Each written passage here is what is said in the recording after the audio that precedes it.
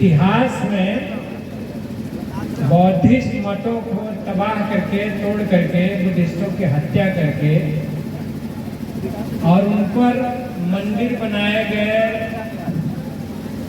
उन पर ब्राह्मणिज्म का झंडा गाड़ा गया।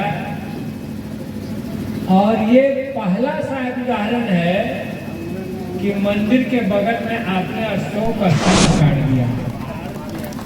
तो ये एक इतिहास का बदलाव है। आज के मौके पर बाबा साहब डॉक्टर भीमराव अंबेडकर को नमन करना चाहूंगा।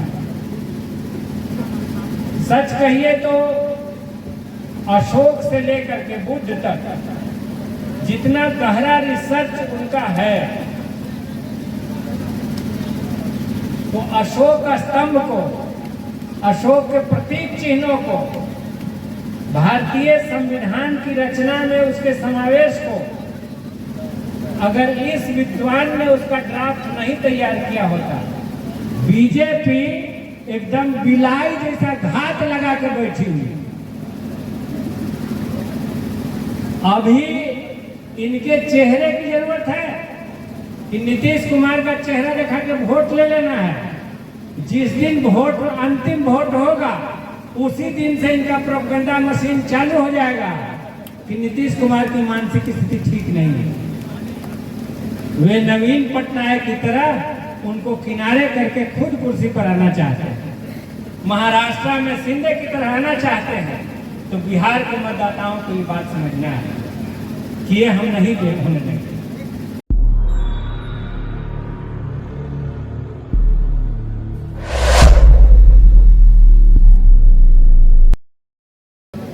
खखरा के सभी सम्मानित, आसपास के तमाम, यहाँ कई चेहरों को मैं देख रहा हूँ, पहचान भी रहा हूँ। तो आप सभी सम्मानित बुद्धिजीवीगण, ग्रामीण बंधुओं, माताओं, बहनों, सबसे पहले आप सबको अभिवादन करता हूँ, नमस्कार करता हूँ। और आज जो अशोक स्तंभ का अनावरण आपने किया है, तो कहिए कि एक इतिहास रचने का काम किया है। ये खखड़ा में वो कब था? 1989, 90 के एक साल पहले लोकसभा चुनाव, और चुनाव चिन्ह क्या था? उगता हुआ सूरज। तो आज तो एक नहीं, दो सूरज उगाया है, और तीसरा सूरज आपने उगाया है अशोक स्तंभ की स्थापना करके। बैठे थे तो अभय जी ने कहा कि बगल में एक मंदिर भी है और उसके बगल में अशोक स्तंभ। तो हमने इसमें थोड़ा सा इसको दूसरे ढंग से देखने की कोशिश की कि इतिहास में बौद्धिस्ट मतों को तबाह करके, तोड़ करके, बुद्धिस्टों की हत्या करके और उन पर मंदिर बनाए गए, उन पर ब्राह्मणिज्म का झंडा गाड़ा गया। और ये पहला शायद उदाहरण है कि मंदिर के बगल में आपने अशोक स्तंभ गाड़ दिया। तो ये एक इतिहास का बदलाव है। इसकी संख्या बढ़ती चली जाएगी। अभी भी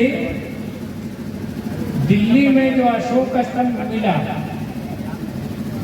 तो उसमें आज तक 2500 साल से ज्यादा हो गए, जंग नहीं लगी।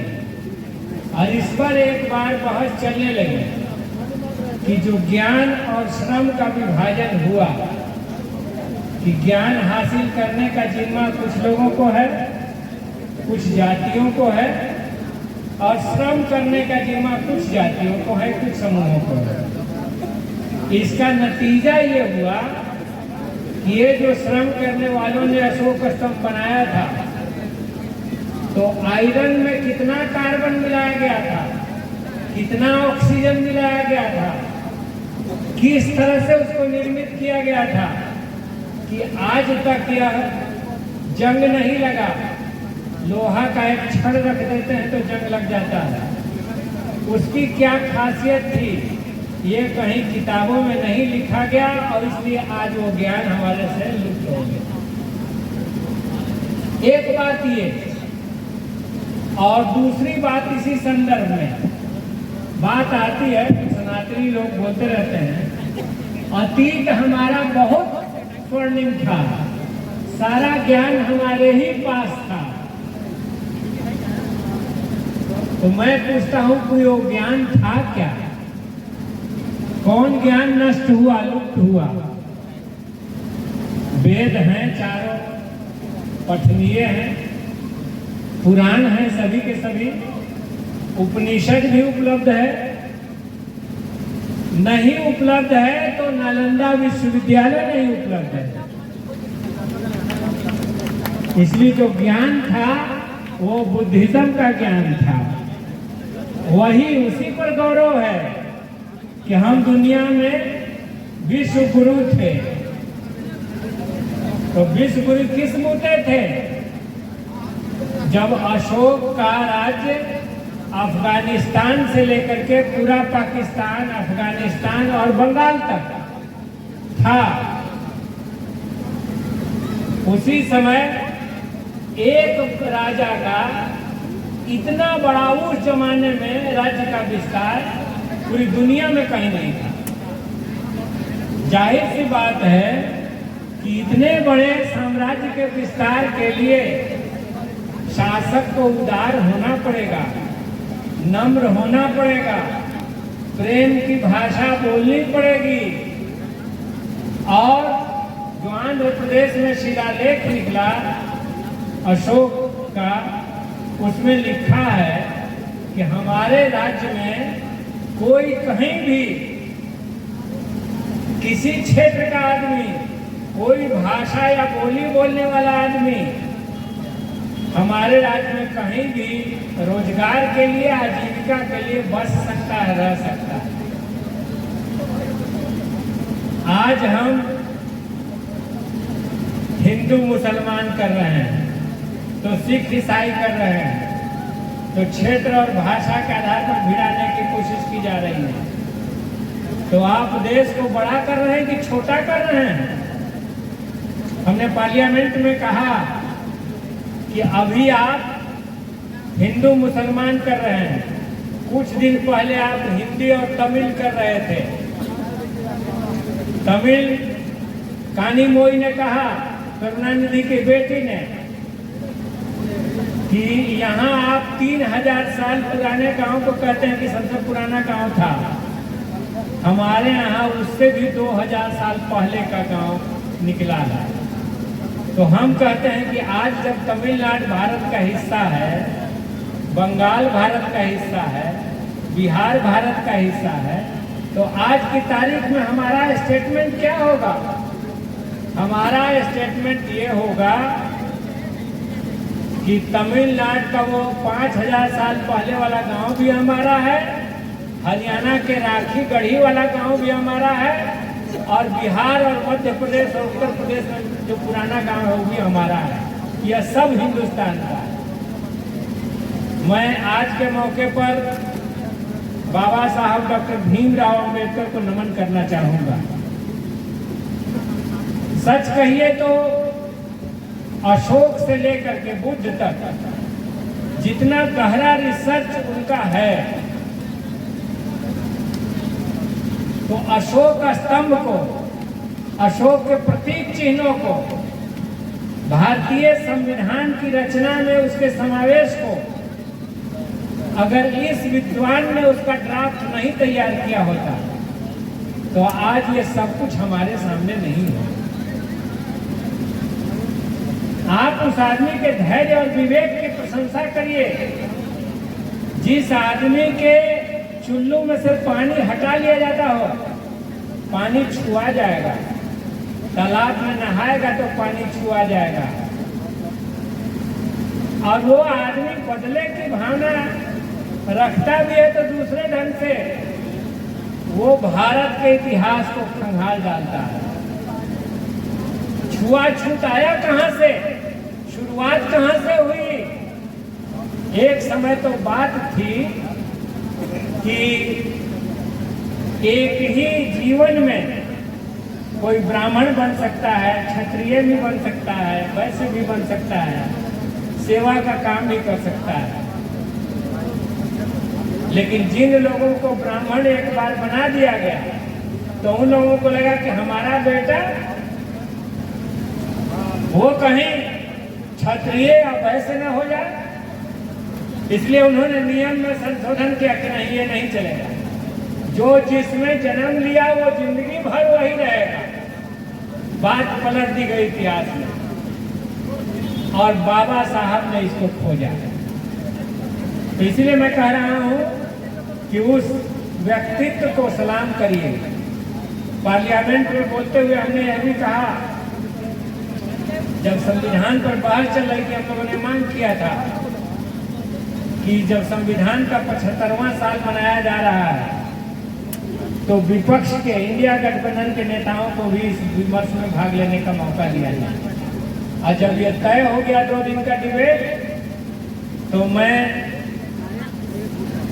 पार्लियामेंट की लाइब्रेरी घूमने गया और वहां से संविधान की कॉपी को पूरा पन्ना पन्ना उलटे और हमने ये देखा कि जो प्रथम अध्याय शुरू होता है संविधान का, उसके पहले पन्ने पर जो चित्र है वो चित्र बुद्ध का है। तो इस पर हमने पार्लियामेंट में कहा भी कि यहाँ कुछ ताकतें बुद्ध की जगह पर हिटलर की तस्वीर लगाना चाहती हैं, लोकतंत्र की जगह फासिज्म लाना चाहती हैं। इस देश में हम इसको चलने नहीं देंगे। इसके खिलाफ देश भर में अभियान चलेगा, लड़ाई होगी। देश में संविधान को मिटाने की, लोकतंत्र को बर्बाद करने की किसी को ताकत नहीं दी जाएगी। तो ये लड़ाई, और इस संदर्भ में आपके इस अशोक स्तंभ की स्थापना को मैं देखता हूं। सांस्कृतिक लड़ाई भी है, इतिहास में दावा ठोकने की भी लड़ाई है। और हाल में हमने एक जगह कहा कि केवल आर्यों का इतिहास नहीं है, द्रविड़ों का इतिहास भी है, राखी गढ़ी का इतिहास भी है, मोहनजोदड़ो हड़प्पा भी है, और वो सब हमारा है, हिंदुस्तान का है।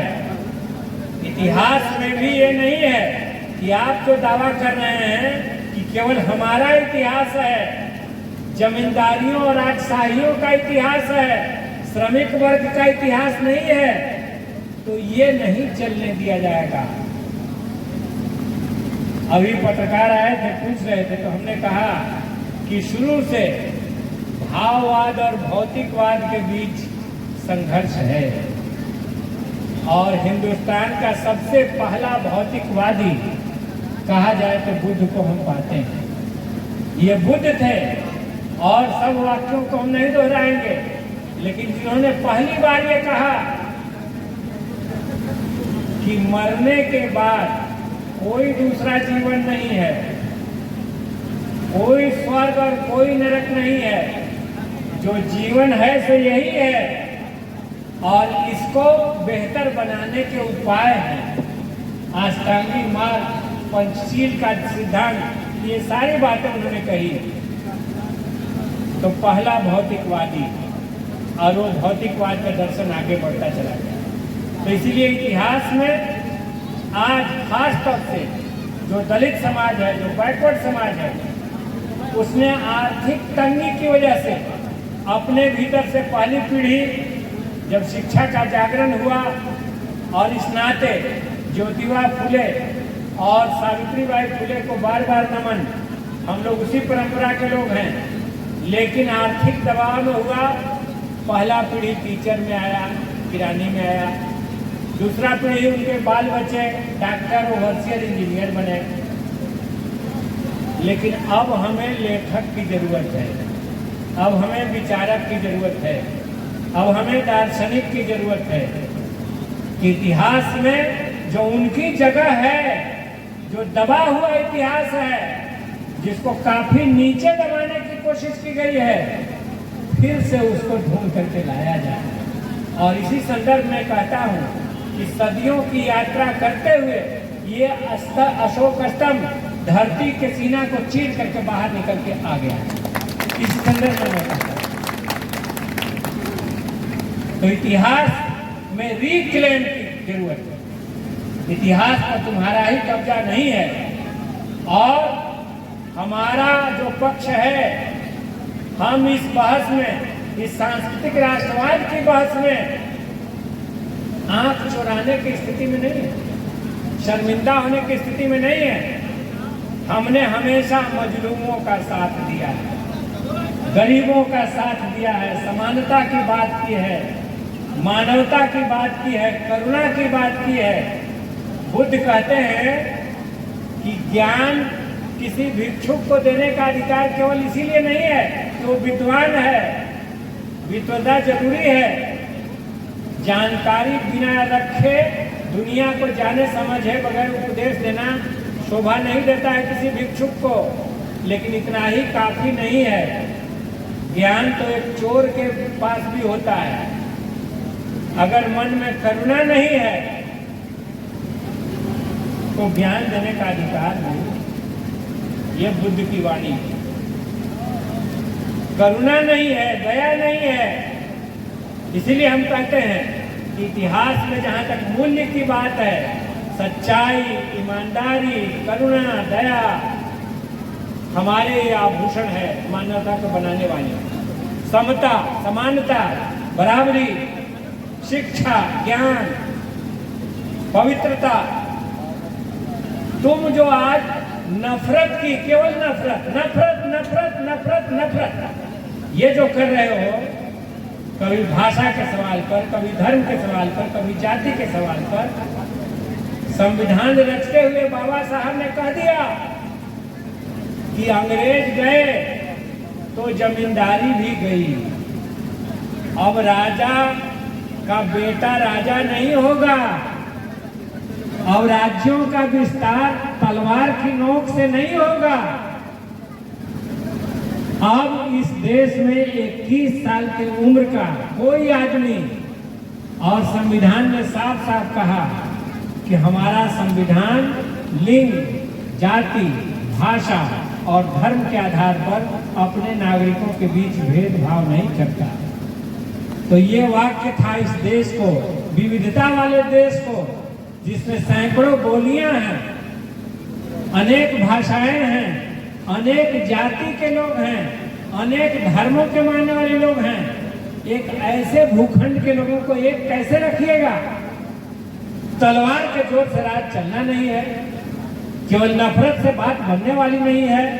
तो सबका मन रखना होगा, सबकी एकता बनानी होगी। और आज उसी बात को बदल देने की कोशिश चल रही है। इस देश में जो लोकतंत्र है उसको खत्म करके हिटलर शाही को, हिटलर जर्मनी में पैदा हुआ, कहते हैं कि हम तो विदेशियों के खिलाफ हैं, हम स्वदेशी जागरण वाले हैं। यही स्वदेशी जागरण है, यही स्वदेशी जागरण है कि विदेश की उस विचारधारा को, जो विचारधारा 70 लाख यहूदियों के कत्ल पर खड़ा हुई थी हिटलर की, उस विचारधारा को इस देश में थोपने की साजिश की जा रही है। और इस देश में भी वही माहौल खड़ा किया जा रहा है कि हम भी एक हिंदू वर्चस्ववादी समाज बनाएंगे, देश टूट जाएगा। हमने देखा है, हिंदी से विरोध किसी का नहीं है, हिंदी के वर्चस्व से विरोध है। अभी भाजपा के आने के बाद पंजाब में, तमिलनाडु में, आंध्र प्रदेश में, सब जगह हमने देखा कि हिंदी के बोर्ड उतार दिए गए दुकानों पर से, और या तो उनकी क्षेत्रीय भाषाओं के बोर्ड लगा दिए गए या अंग्रेजी के बोर्ड लगा दिए गए। तो जरूर देश को एक संपर्क भाषा चाहिए, लेकिन हम कहना चाहते हैं कि ये एकता कैसे बनेगी? जबरदस्ती कि मन से, सबकी रजामंदी से। तो रजामंदी का वही रास्ता होगा जो संविधान में बाबा साहब ने लिखा, यही रजामंदी का रास्ता होगा। इसके अलावा कोई थोपने वाला रास्ता देश को कमजोर करेगा, तोड़ेगा। आज यहाँ किसी ने मोबाइल पर हमको दिखाया कि वक्फ बिल का समर्थन करके राजा राम सिंह ने विरोध करके राजा राम सिंह ने हिंदुओं की भावनाओं को ठेस पहुंचाया, 90% हिंदुओं को कमजोर किया है। भैया हम भी हिंदू हैं, लेकिन हम तुम्हारे वाले हिंदू नहीं हैं, नफरत वाले हिंदू नहीं हैं। हम प्रेम भाईचारगी और बुद्ध की करुणा वाले हिंदू हैं। बहुत साफ तौर से सुन लो, एकदम बात क्लियर है। घोषित तौर से तुम अपना वर्चस्व वाला नफरत वाला रखो। ये खखड़ा की धरती पर हम बोल रहे हैं, जहां वोट देने के लिए लोगों ने संघर्ष किया था, और आज उनके सिर जो फटे थे, जो खून बहा था, वो अशोक स्तंभ के रूप में चमक रहा है, वो सामने आ चुका। इसलिए उस बात को खत्म करो, वो नहीं चलने वाला है। करुणा, मैत्री, प्रेम, इसी से चीजें आगे बढ़ेंगी। 2 अप्रैल को जिस दिन अमेरिका ने टैरिफ लगाया, उस पर बहस नहीं किया गया कि करोड़ों भारतीय किसानों का क्या होगा, खेती और घाटे में जाएगी, किसान और कर्जा में डूबेगा, आत्महत्या की और घटनाएं घटेगी। इस पर बहस नहीं होगी। बहस होगा ऐसे मुद्दों पर जिससे देश में विभाजन पैदा हो, नफरत पैदा हो। कानों कान आधा काम आरएसएस करती है। मुसलमान जाएगा तो जमीनिया आप ही को नहीं मिलेगा। अफवाह, फालतू का अफवाह। तो इसीलिए एकदम बिल्कुल रास्ता अलग अलग है। आपका रास्ता इस देश में फासिज्म का रास्ता है, नफरत का रास्ता है, और हमारा रास्ता भाईचारगी और एकता का रास्ता है। अगर आपकी जीत है कि हम देश में फासिज्म लाएंगे, तानाशाही लाएंगे, तो ये सुन लो कान खोल करके कि हमारी भी जीत है कि हम संविधान को बचा के रखेंगे, देश में लोकतंत्र को बचा के रखेंगे, देश में समानता के राज का सपना हम देखेंगे, बाबा साहब के समाजवाद का सपना हम देखेंगे। ये हमारी भी जीत है, और इसीलिए हमने इंडिया गठबंधन बनाया है। और ये तमाम कांग्रेसियों की, सोशलिस्टों की और कम्युनिस्टों की एकता, चट्टानी एकता बनी हुई है। ये अभी चलेगी, ये लंबी लड़ाई चलेगी। तुम देश की पूरी संपत्ति को कुछ कॉर्पोरेट मित्रों को सौंप देना चाहते हो, शिक्षा को भगवाकरण करना चाहते हो, महंगी शिक्षा कर देना चाहते हो, जिससे कि दलित बैकवर्ड लड़के पढ़ नहीं पाए, लड़कियां नहीं पढ़ पाए। तुम्हारा रास्ता इसी तरफ जा रहा है। खेती तक में आ गए तो खेती भी पूंजीपति करेंगे। इस पर देश का किसान आंदोलन उठ खड़ा हुआ। पंजाब के किसानों को सैल्यूट करिए। अंतिम बात मैं ये कहते हुए अपनी बात खत्म करूंगा। बिहार में एक चालबाजी चल रही है। नीतीश जी अब उम्र बहुत हो गई, होता है, लालू जी से थोड़ा सा छोटे हैं, लेकिन दोनों बराबर के हैं। मानसिक रूप से कमजोर हो गए। बीजेपी एकदम बिलाई जैसा घात लगा कर बैठी हुई। अभी इनके चेहरे की जरूरत है कि नीतीश कुमार का चेहरा दिखा के वोट ले लेना है। जिस दिन वोट, अंतिम वोट होगा, उसी दिन से इनका प्रोपेगेंडा मशीन चालू हो जाएगा कि नीतीश कुमार की मानसिक स्थिति ठीक नहीं है। वे नवीन पटनायक की तरह उनको किनारे करके खुद कुर्सी पर आना चाहते हैं। महाराष्ट्र में शिंदे की तरह आना चाहते हैं। तो बिहार के मतदाताओं को ये बात समझना है कि ये हम नहीं होने देंगे। बिहार में हम भाजपा को आगे बढ़ने नहीं देंगे, और बिहार में बदलाव करेंगे, इंडिया गठबंधन के जरिए बदलाव करेंगे। एक बात और अंतिम कहते हुए अपनी बात खत्म करेंगे। ये मगध की धरती है, और आप जब इतिहास पर बात चल रही है तो आप यह भी सुन लीजिए, शंकराचार्य गंगा पार नहीं कर पाए थे। समझे? जब वो चले पूरा हिंदुस्तान फतह करते हुए, बुद्धिज्म के खिलाफ ब्राह्मणिज्म का झंडा फहराते हुए तो मिथिला गए, लेकिन गंगा टप नहीं पाए। ये जो है कीचकों का प्रदेश है। यहाँ सीता ने श्राप दिया था कि यहाँ पहाड़ पर पेड़ नहीं होगा, नदी में आदमी नहीं होगा, और आदमी के दिमाग में, नदी में पानी नहीं होगा, और आदमी के दिमाग में बुद्धि नहीं होगी। कुछ लोगों ने कई बार कहा कि आप उसी मगध के हैं, उसी इलाके के हैं, कहें कि हाँ बिल्कुल हैं। लेकिन ये अजीब बात है कि गया बोध गया ज्ञान की भी धरती है और बुद्धिहीन आदमी भी है। गजब हाल चाल है। तो ये बात क्या है? तो बात असल यही है, ये दो संस्कृतियों की टक्कर है। इस इलाके के प्रबुद्ध लोगों ने कभी भी इन पाखंडियों को यहाँ घुसने नहीं दिया, इसलिए इसको संज्ञा दे दिया गया। इसलिए इसको संज्ञा दे दिया गया कि हम तुमको नहीं मानते, तो तुम नहीं हमको मानते हो तो हम भी तुमको नहीं मानते। बात साफ। और कमजोर हम नहीं हैं। आज भी बिहार में अगर देश में परचम फहरता है, इस देश का प्रधानमंत्री कहीं बाहर जाता है तो वो यही कहता है कि हम बुद्ध की धरती के हैं, और हम तो उसी धरती के हैं ही जहां बुद्ध की चहलकदमियां होती थी, पैदल घूमते थे।